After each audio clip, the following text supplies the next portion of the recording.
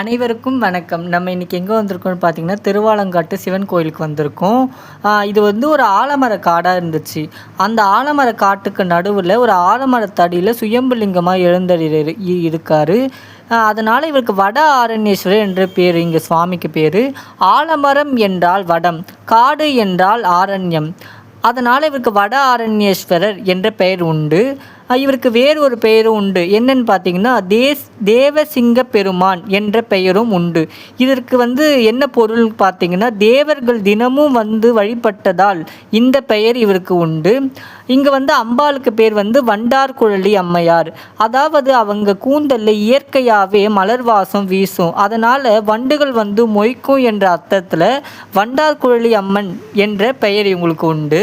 வட ஆரண்யேஸ்வரை வணங்குவதற்கு முன் கோவில் பின்புறம் காளியம்மன் கோவில் இருக்கும்.